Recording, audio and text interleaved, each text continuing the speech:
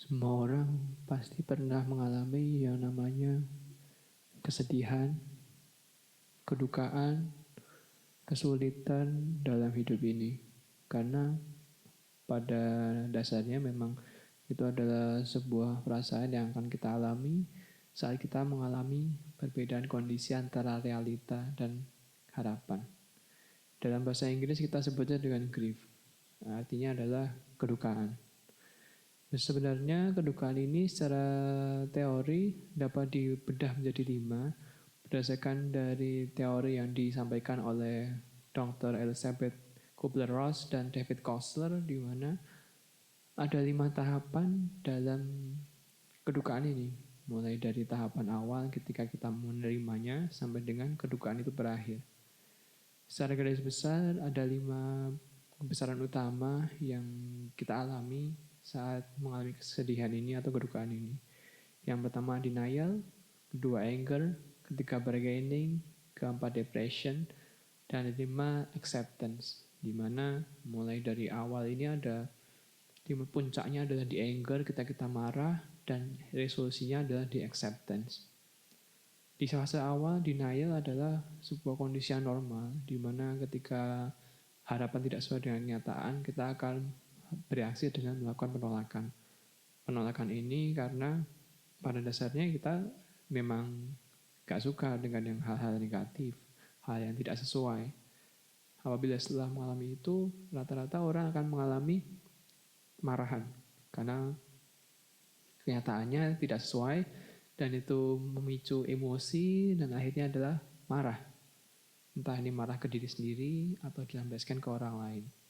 Lalu setelah marah, mereka akan memikirkan mengenai berangan-angan, coba ya kalau waktu itu aku nggak gini, coba ya kalau harusnya aku bisa ambil itu, seharusnya gini, seharusnya gitu, berandai-andai mengenai opsi yang seharusnya dia pilih sehingga tidak mengalami kondisi kesedihan ini.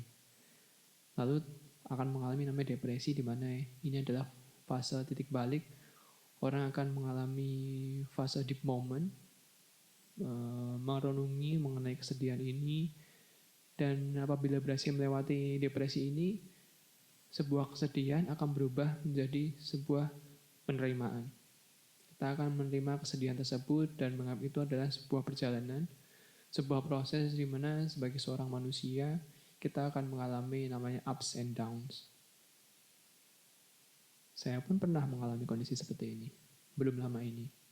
Di bulan Oktober lalu saya WFH di rumah di Jambi, bareng dengan anak istri saya, anak saya umur setahun. Ya gitu, kalau kerja laptopnya ada, di sampingnya ada mainan anak-anak, kadang ada botol susu, ya kerja sambil ngomong anak lah, masih umur setahun juga. Nah itu saya sering rutin olahraga, yang jogging, seminggu 2 kali, seminggu 3 kali. Namun ada kondisi yang berbeda, di mana kok napas saya semakin pendek ya. Biasanya 3 kilo full lari, ini jadi 2 kilo aja lari. Lalu jadi sekilo lari.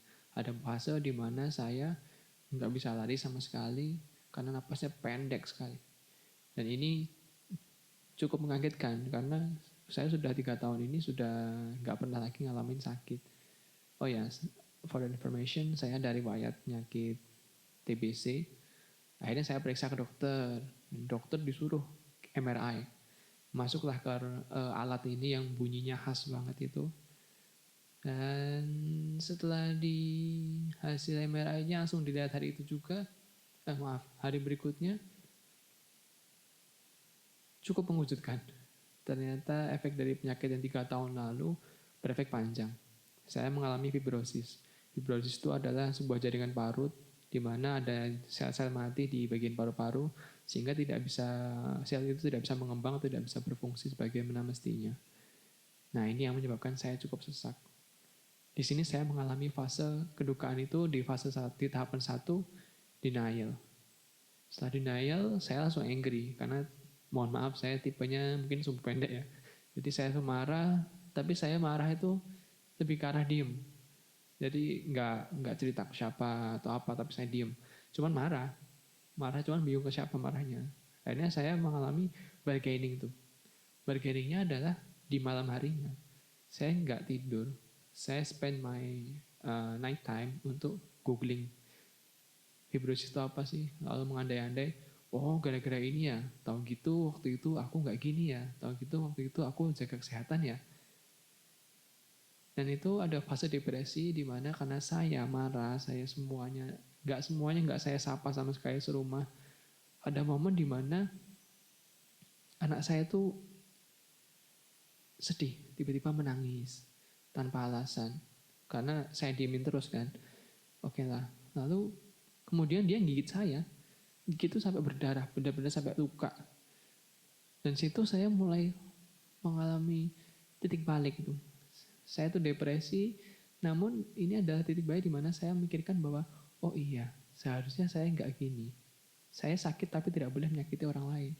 Saya boleh menerima kondisi itu, acceptance, dan ternyata ada satu tahapan lagi di mana itu ya find meaning.